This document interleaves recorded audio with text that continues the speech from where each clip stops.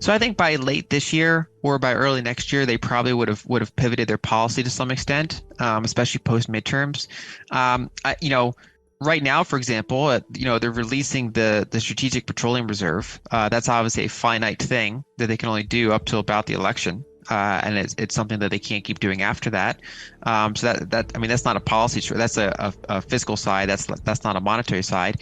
In terms of monetary tightening, I think that, they can tighten until one of a handful of things happen. Either the treasury market goes illiquid, like it did in March 2020, or credits or repo markets encounter problems, or you start to get a severe labor weakness, with unemployment going up, say 100 basis points compared to it is now. And I think those are kind of the three things that could really cause them to have to pivot. And I would certainly expect that to happen before late 2023 and potentially by late 2022. So high debt levels, and that whole idea of having to flatten debt away are a theme throughout most developed markets. So the United States, Japan, and Europe at this point.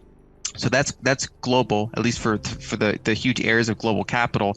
And then commodities are a global market. And so if you have years of underinvestment in energy capex, that becomes a global problem.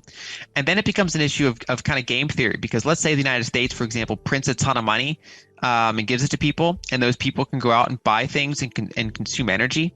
If there's another country that did not print money, their energy prices are going to go up too, because the Americans printed. And so it becomes a global thing pretty quickly. So it spreads around, because these economies are so interlinked, both in terms of their debt similarities, their financial connections, as well as the fact that global commodity pricing is a global supply and demand market.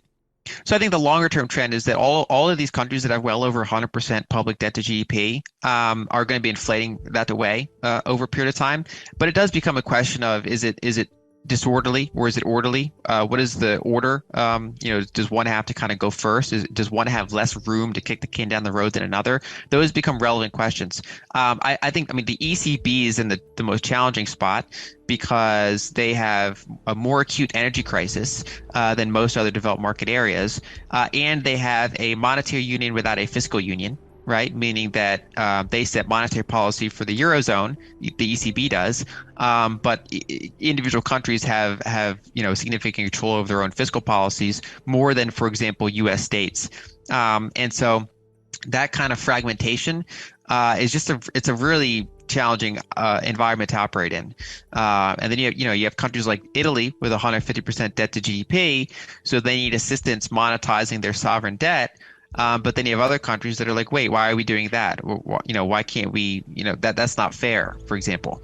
And so the ECB is just there's more moving levers there that can go wrong, compared to the United States, and then even compared to Japan, in my view.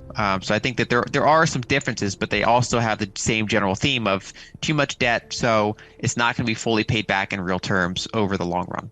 I think partially, but I also think that in terms of just reality, governance is a vacuum. So governance fills, where centralization does not exist, it tends to move in that direction. One way I've been describing this whole era, meaning going back 100, 150 years, is that it's mostly a technological shortcoming, right? So because the speed of commerce due to telecommunications channels, starting with like laying undersea cables in the late 1800s, and going from there, that basically allowed commerce to occur very quickly, whereas bearer asset money was slow. And so it got abstracted, centralized, arbitraged, and so it just became inherently centralized and controlled and political. And so I think that it's understandable that people are angry at that phenomenon, but in some ways, it's the order of technology made that almost inevitable. And it's not a surprise that we saw that model spread to like every country in the world.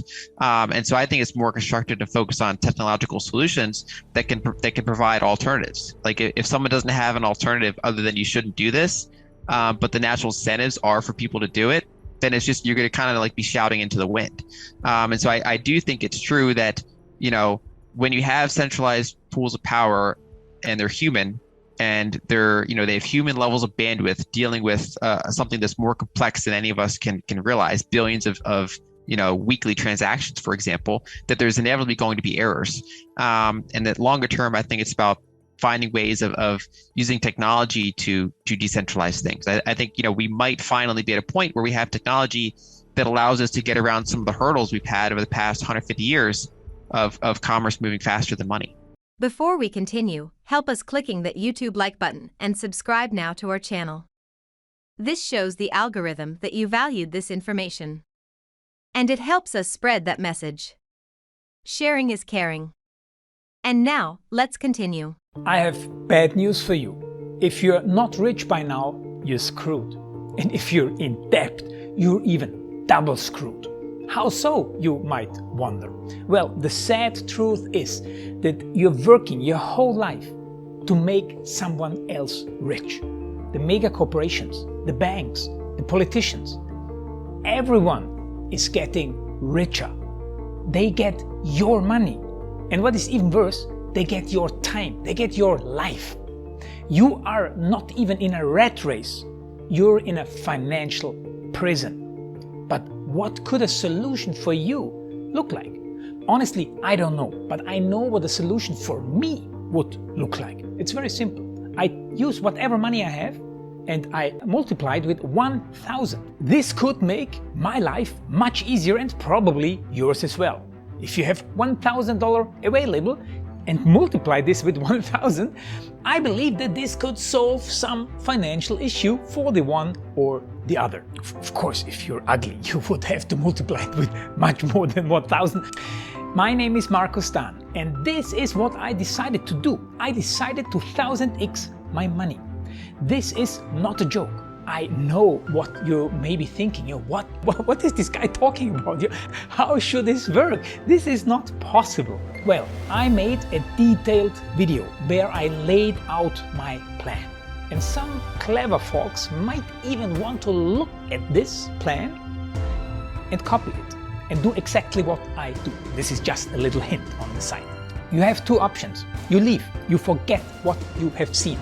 You do whatever you're doing and you hope that somehow you get some other results. Good luck with that.